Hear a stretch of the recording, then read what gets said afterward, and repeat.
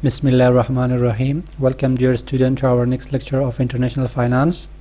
In the previous lecture we have discussed about the automated system of international finance, and because of this system we can use we can perform international transactions and by using interbank, SWIFT and CHIPS.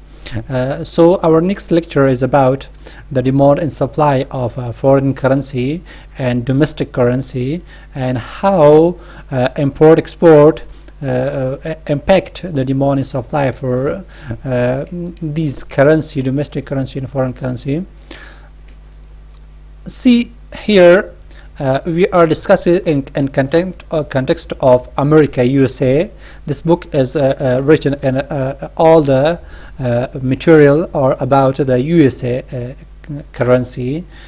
تمام چیزهایی که شما میبینیم در این سلاید ها درباره US کرنسی است. شما خاطر که کتاب در اونجا نوشته شده و تمام چیزها به مطابق US است. در اینجا ما باید به مطابق افغانستان هم بفهمیم، تنها اصطلاحات بفهمیم که به هر کشور ما استفاده کرده میتونیم.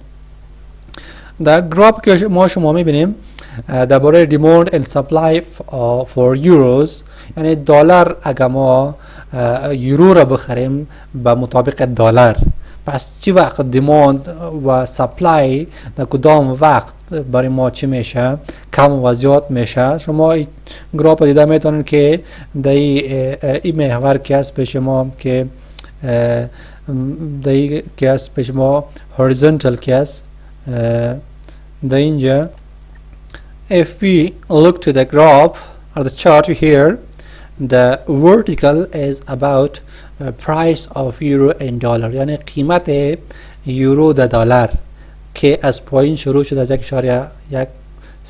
از 1.15 1.20 و 1.30 است. یعنی اگر ما یورو را میخریم، یورو را به این قیمت ها ما خریده میتونیم. اگر در اینجا بخریم، در اینجا بخریم، در اینجا بخریم، اگر این قیمت باشه quantity demand، این quantity demand است پیش ما horizontal که است، این quantity demand است و quantity supply point است quantity of euros.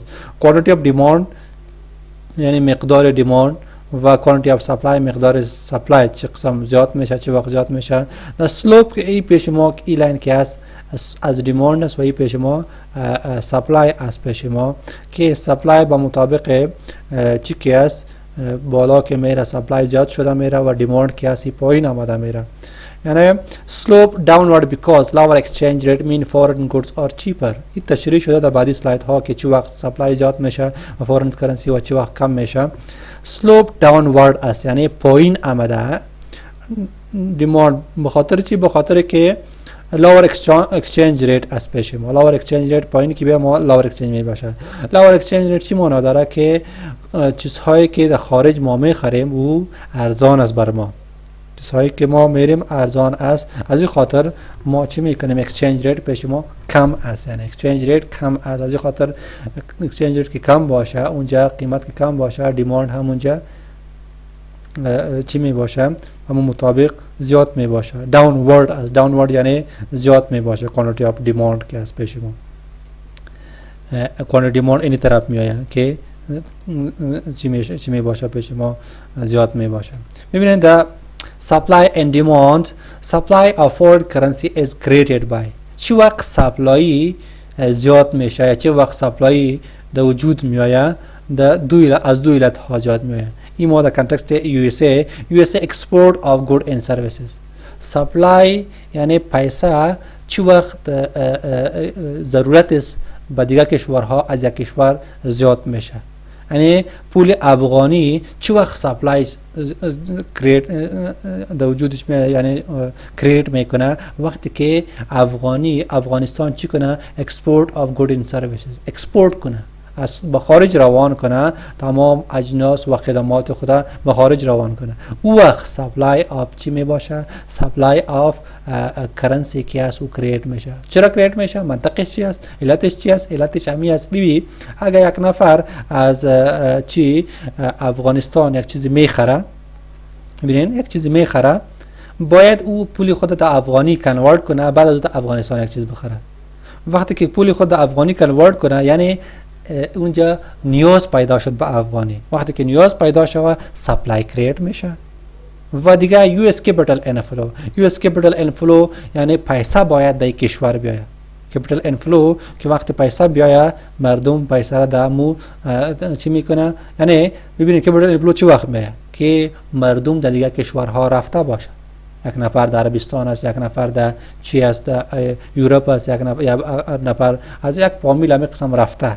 وقتی که اونا پیسه روان کنه اینا ما چی میگیم؟ اینا ما کپیتال انفلو میگیم، یعنی سرمایه آمد در افغانستان یا افغانستان در دیگه جا سرمایه گذاری کنه، او هم پول میاد در کجا؟ در افغانستان. پیسه در افغانستان بیاید او را ما چی میگیم؟ کپیتال انفلو میگیم. وقتی پیسه در افغانستان بیاید اونجا هم سپلای چی میشه؟ پیسه زیاد میشه در حالت. پس کرنسی چی وقت در دو حالت ها کرنسی یک کشور چی میکنه؟ زیاد میشه، سپلای در وجود میاد که ما تولیدات خود بفروشیم یا خدمات خود در خارج روان کنیم. در او وقت پیسه زیاد میشه در از کشور و یو اس کپیتال انفلو شود یا در کشور پول داخل بیاید. در او وقت هم پیسه چی میشه؟ زیاد میشه. دیماند فور فورن کرنسی چه قسم؟ سپلای فور فورن کرنسی از کریتد. اینجا ما ببینین از داخل کشور نمیگیم و فورن کرنسی ما میگیم. اگر اشتباه شده باشه ایرا اصلاح کنین که چی وقت با فورن کرنسی چی میشه؟ ضرورت پیدا میشه. فورن کرنسی در کشور چی وقت زیاد میشه؟ در افغانستان دلار چی وقت زیاد میشه؟ یا در امریکا چی وقت فورن کرنسی زیاد میشه؟ او وقت زیاد میشه که او کشور چی کنه؟ اکسپورت کنه تولیدات خود، اجناس خود و خدمات خود دیگه کشور. او وقت فورن کرنسی چی میشه؟ میاد افغانستان. خاطر که مردم خود افغانی نداره، تمام کشور خود افغانی نداره، هر کشور از خود کرنسی داره. او پیسه میاد افغانستان یا کپیتال انفلو شوه، از هر کشور پیسه روان شوه در افغانستان. اینجا ما باز که استفاده میکنیم در کنورت میکنیم در افغانی. در این دو حالت با فورن کرنسی سپلای در وجود میآید و خارجی اسعار چی میشه؟ ما نیاز داشته می باشیم پیسه در سپلای کریت میشه. دیماند ضرورت چی وقت پیدا میشه؟ دیماند با فورن کرنسی چی وقت پیدا میشه؟ وقتی که یو اس امپورت اف گودز اند سرویسز، یعنی ما چی وقت یک کشور چی وقت به خارجی اسعار ضرورت پیدا میکنیم؟ وقت پیدا میکنیم US import of goods and services. imports of goods and services یعنی وقتی که اینجا دو دفعه اف آمده اگر اصلاح کنین خوب می باشه. چی وقت دیماند در وجود می آید؟ یعنی ما با فورن کرنسی در کدام وقت دیماند ما زیاد میشه؟ وقت زیاد میشه که وقتی ما امپورت کنیم، تولیدات خارجی را وارد کنیم در افغانستان. یعنی چه قسم وارد میکنیم؟ ما چی میکنیم؟ ما هر کشور با پول خود چیزها را میفروشه. ما چی داریم؟ افغانی. ما فرض کنیم میخریم از هند چیزها را میخریم، اجناس را میخریم. ما اگر به هند از هند افغانی ما چیزی خریده نمیتونیم. ما باید چی کنیم؟ اول پول خود در هندی کلدار تبدیل کنیم، بعد از به او پول ما اونجا چیزها را خریداری کنیم. پس اینجا چی شد؟ ما چیزها را که از جگه کشور میخریم، ما دیماند ما کریت میشه با فورن کرنسی. خارجی اسعار ما نیاز داشته می باشیم وقتی که ما چیزها را وارد میکنیم به داخل کشور. یو اس کپیتال آوتفلو. کپیتال آوتفلو هم امی قسم است که از افغانستان پول بره، از یو اس ای از هر کشور که پول بره خارج، او وقت ما چی میکنیم؟ دیماند و فورن کرنسی چی میشه؟ کریت میشه. دیماند و فورن کرنسی چی میشه؟ کریت میشه. چه قسم؟ مردم که به کشور خود روان میکنه افغانی رو روان نمیکنه، حتما او تبدیل میکنه در دیگه کرنسی، باز روان میکنه به کشور خود. اینجا پیش ما فور ایگزامپل افریقایا کار میکنه، ترکیه کار میکنه یا هندیا کار میکنه. اونا که با کشور خود روان میکنه هندی روان میکنه، در هند که هستن، در ترکیه که هستن لیره روان میکنه، در یوروپ که هستن یورو روان میکنه. پس در افغانی رو چی میکنه؟ تبدیل میکنه در همو کشور خود، باز اونجا روان میکنه. پس کپیتال آوتفلو میشه. اینجا سرمایه از کشور ما چی میکنه؟ میره بیرون. در این حالت هم ما چی میکنیم؟ کپیتال انفلو که میشه چی میشه؟ سپلای کریت میشه با فورن کرنسی. کپیتال آوتفلو که میشه دیماند کریت میشه. پس در دو حالت ها دیماند و در دو حالت ها سپلای کریت میشه. سر گرای د خارجي اسعارو سپلای څه وخت په وجود کې راځي، څه وخت کریټ کیږي. کله چې یو ملک څوکي یو ملک خپل تولیدات او خدمات چې دي هغه ایکسپورټ کی، یعنی صادر کی، نور ملکونو ته صادر کی. کله چې صادر کړل نو څه کیږي، کله صادر کړل نو سپلای of foreign currency is created. فورن کرنسی لپاره سپلای زیاتېږي هلته. او کله چې یو اس کیپټل انفلو یو ملک کې پیسو راتلل شي، یو ملک ته پیسې راسي، هغه وخت کې هم سپلای یعنی پیسې زیاتېږي، خارجي پیسې زیاتېږي په هغه وخت کې چې نور ملکونو نه پیسې راسي، خامخا خارجي پیسې په دې ملک کې زیاتېږي. هر ملک کې موږ نفر وي هغه پیسې رالېږي، هغه نو خارجي پیسې د ملک کې سپلای زیات شول. سپلای موږ دې ته وایي چې مقدار د پیسو زیات سي، هغه ته موږ سپلای وایي، یعنی راتګي موږ سره زیات سي. سپلای او ډیماند مطابق وزته سمپل مثال درکم. یو دکان د موږ سره پوه شئ، دکاندار اوس ګوره په یو میاشت کې 500 کتابونه راوړل. فور ایگزامپل یو کتاب خانه د موږ سره کتابونه خرڅوي، 500 کتابونه راغل، نو سپلای د دې دکان څخه د هغه موږ سره 500 کتابونه. بل میاشت کې 10 کتاب راوړل یا 2 کتابونه، سپلای څه شو؟ کم اسواله موږ سره. سپلای مقدار د کتابونو کم سو موږ سره، ډیماند اوس سره کم ده. ډیماند کسٹمر ډیماند موږ سره ده. ډیماند او سپلای دواړه سره یو بل سره تړلې دي. ډیماند څونه زیاتېږي او ته سپلای هم باید موږ ورته زیاته کړو. ډیماند څونه کمیږي تقاضا د مشتری سره موږ ورته وایو، دا ډیماند موږ وایو. نو ډیماند هم چې زیاتېږي نو هلته باید موږ سپلای ورته زیاته کړو. نو د دوه شیانو مطابق موږ سپلای د فورن کرنسی خارجي اسعار مطابق موږ سره وجود کې راځي او کریټ کیږي. نو سپلای موږ سره خارجي اسعارو لپاره په دې دوه وجوهاتو له وجې نه منځته راځي.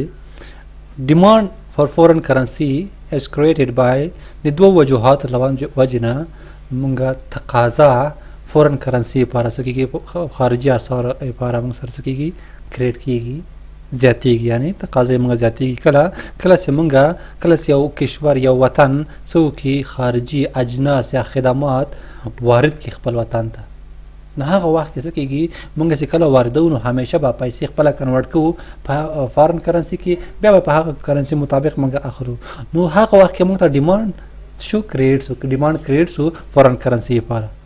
او بل موږ سره یو اس کیپټل آوټ فلو چې کله وشي یا د یو ملک نه کیپټل آوټ فلو وشي، کله چې کیپټل آوټ فلو وشي نو هغه وخت کې هم د ملک پیسې چې کله خلک دلته ګټي نو هغه څه کوي، کنورټ کوي، بیا خپل ملک ته لیږي. نو دغه وخت کې هم یا څوک خارجان چې دلته سرمایه ګزاري کړې وي هغوی څه کوي، پیسې چې دې نه وړي نو افغانۍ خو نه وړي، افغانۍ کنورټ کوي، بیا خپل ملک لپاره وړي. نو دغه دوه وجوهاتو کې موږ سره ډیماند خارجي اسعار لپاره کېږي، کریټ کېږي موږ سره.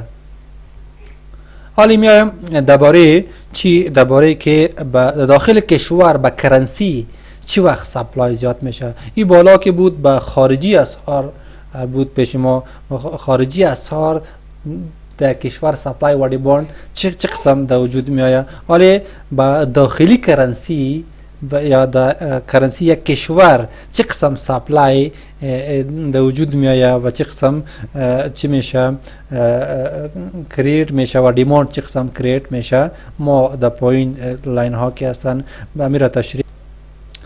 خب supply of US dollar is created by، یعنی داخل کشور یا یک کرنسی یک کشور چه قسم برای سپلای زیاد میشه. اینجا دلار مثال داده یا ما قسم گفته میتونیم supply of Afghan is created by، و افغانی سپلای چه قسم چه وقت کریت میشه. وقتی که import of goods and services ما چی کنیم، import کنیم. import یعنی وارد کنیم چیزها را داخل کشور، چیزها را که ما چی میکنیم، وارد میکنیم در اینترنشنال مارکت. ما پولی خود چی میکنیم اونجا میبریم، کنورت میکنیم، با اون مطابق باز چی میکنیم، دیگه پول میخریم و با اون مطابق ما چیزها را و خدمات را، اجناس و خدمات ما چی میکنیم، وارد کرده میتونیم. و دیگه یو اس کپیتال آوت فلو اینجا گفته که از یک کشور پول بره، دو وقت سپلای اسعار یک کشور که است او زیاد میشه. کریٹ میشه. مثل که افغانستان چی کنه چیزها را از پاکستان یا از هندوستان خدمات و یا چی او را خریداری کنه. پس اینجا چی میشه که ما امپورت که میکنیم داخل کشور چیزها را میاریم، ما چی میکنیم به چی ما سپلای باید پول ما زیاد باشه، پول این وقت زیاد میاد اینترنشنال مارکت داخل کشور زیاد نیاز داشته می باشه که ما چیزها را وارد میکنیم. حتما ببینین ما باید پول خود باز کنورت کنیم دو افغانی، چیزها را که ما وارد میکنیم حتما باید پیسه را ما بگیریم، به اون پیسه باید ما پیسه خود زیاد داشته باشیم، سپلای افغانی اونجا زیاد میشه. و دیگه یو اس کپیتال آوتفلو اگه باشه، یو اس کپیتال آوتفلو چی معنی داره؟ یا در داخل کشور در امریکا اگه مردم کار کنه پیسه را از اونجا وارد میکنه به دیگه کشور روان میکنه، او پیسه هم چی میشه به یو اس کی از سپلای باید یو اس سپلای زیاد فراهم بسازه که اینجا مردم ماش باش فراهم بسازه. از داخل کشور سپلای زیاد میشه، اینترنشنال مارکت هم اینا زیاد میشه. دیماند چه وقت کرییت میشه؟ دیماند فور یو اس دلار از کرییتد. دیماند یعنی تقاضا به یک پول کشور چه وقت در وجود میاد؟ وقتی که یو اس اکسپورت اف گود ان سرویس، یعنی تقاضا با دلار چه وقت ما پیدا میکنیم که یو اس چیزهای خدا، خدمات خدا و اجناس خدا سر ما بفروشه، حتما در دلار میفروشه، ما در این وقت دیماند با دلار پیدا میشه. اگر افغانستان چیزهای خدا میفروشه حتما چی میباشه؟ در افغانی میباشه. اگر کشور اگر یک چیز میفروشه حتما در اسعار یا در پول امو کشور میباشه. پس او که میباشه، پس ما تقاضا و دیماند ما به چی زیاد شد؟ با امو پیسه امو اگر از افغانستان میخریم دیماند ما به افغانستان زیاد شد. اگر پاکستان چیزهای خود میفروشه اکسپورت میکنه، پس تقاضا به پاکستانی روپی زیاد شد. وقتی که اکسپورت یک کشور میکنه خدمات و اجناس خود، وقتی میشه به پول و کشور دیماند زیاد میشه. وقتی کپیتال انفلو شوه، کپیتال انفلو چی معنا داره؟ دیماند با پولی و افغانی، یعنی کپیتال انفلو ما پول روان میکنیم به پاکستان، پس ما پول باید چی کنیم؟ در پاکستانی روپیز کنورت کنیم. کپیتال انفلو از افغانستان شد، افغانی پیش ما است، اینجا هم دیماند با کشور با پول زیاد است. کپیتال انفلو است، ما پول از دیگه کشور روان میکنیم به افغانستان. کپیتال انفلو پیسه میاد در افغانستان، این وقت ما چی میکنیم؟ پیسه را کنورت میکنیم در افغانی، ما به افغانی تقاضا پیدا میکنیم. دایی دو علت ها دیماند به داخل یک پول خود کشور چی میشه در وجود میاد. بالا که بود به خارجی اسعار بود، اینجا داخل کشور چه وقت سپلای و چه وقت دیماند در وجود میاد. موږ سره پاس کوم ټاپک ده هغه موږ سره سپلای او دیماند ده یو خارجي اثر په باره کې موږ سره ده چې خارجي اثر ته کله موږ سپلای زیاته کیږي او کله کوم وخت دیماند زیاتېږي. نو هغه وجوهات موږ ویل اوس داخل دی یو ملک د پیسو لپاره کوم وخت کې دیماند او کوم وخت کې سپلای زیاتېږي. نو کله چې یو ملک امپورټ اف ګود ان سرویسز کوي هغه وخت کې سپلای موږ سره زیاتېږي. سپلای د دوه وجوهات دي، یو امپورټ ګود ان سرویسز کوي او بل کپیټل آوټ فلو شي، هغه وخت کې سپلای زیاتېږي. یعنی ډېرې پیسې باید ولري دا ملک. لکه اوس امپورټ موږ بهر ملک نشان اخلو، نو موږ باید پیسې ولرو چې د خپل پیسې موږ هغه پیسو کې تبدیلی کو، بیا هغه شی واخلو. نو دی وخت کې موږ پیسو لپاره سپلای موږ سره باید زیاته وي. او یو اس کپیټل آوټ فلو باید موږ یا امریکا نه پیسې زی نور ملکو ته یا افغانستان نه پیسې زی نور ملکو ته. نو دی وخت کې هم چې پیسې موږ سره وي، موږ خلکو ته ځل ته څوک کار کوي د سرچا سرمایه گذاری کړی وي، نو هغه افغاني کې موږ نه پیسې اخلي، نو افغاني بیا تبدیلوي، بیا خپل ملک ته لیکي. نو پیسې ضرورت سپلای سے کم نه باید د افغاني موږ سره زیاته وي چې آوټ فلو کېږي. یعنی د ملک نه پیسې سي زی نور ملکو ته باید موږ سره سپلای د منی پیسو موږ سره زیاته وي، کرنسي پیسې موږ سره زیاته وي. او بل موږ سره ډیماند څه وخت د یو ملک د پیسو لپاره زیاتېږي کله چې یو ملک ایکسپورټ وکړي، یعنی شیان اولیږي نور ملکو باندې خرڅوي. نو کله چې نور ملکونو باندې اجناس یا خدمات خرڅوي، نو هغه وخت کې څه کېږي؟ هغه وخت کې پیسو د دې ملک پیسو ته خلک ضرورت لري، خلکو تقاضا زیاتېږي. یعنی خلک د ملک خپل پیسې د ملک پیسو کې څه کوي؟ تبدیلوي، بیا د ملک څه کوي؟ د ملک نه شیان اخلي. نو افغانستان چې کله خپل پیسو ته ډیماند پیدا کوي، نو باید څوک ایکسپورټ زیات کړي. ایکسپورټ چې کله زیات کی شیانو د اجناسو نو خلک د افغانۍ ته ضرورت پیږي خلکو ته نو خلک افغانۍ کې خپل پیسې بدلوي بیا افغانۍ باندې د ملک نه شیان اخلي او بیا بل موږ سره دوم وجه د ډیماند د پیسو عبارت شه دا کیپټل انفلو څخه کله کېږي پیسې نور ملکونه راځي افغانستان ته نو پیسې چې کله سرمایه راځي پیسې راځي نو هغه پیسې موږ څه کوو هغه پیسې موږ نه استفاده کوو دا کې اوس ریال د څه دکان کې نه اخلي په دې باندې ترانزیکشن نه کیږي په ډالر باندې هم ترانزیکشن ځینې کې خو بهر رقم نه کیږي موږ ته سلاټ سره دکان کریډټ کارت واخلي بل شي اخلا ته ډالر څ ورکوي نو دا باید هغه مطابق په افغاني پیسو مطابق دا موږ ترانزیکشن زیاتره افغاني کې دي نو موږ باید افغاني کې تبدیل کو چې کم پیسې راځي انفلو کیږي هغه نه پاس بیا موږ یو کنو دلته هم ډیماند کریټ شو موږ ته د هغه دا موږ سره سپلای او ډیماند برکه فورن کرنسي او انټرنل کرنسي نیکسٹ لیکچر کې به ان شاء الله موږ نور موضوعات باندې خبرې کوو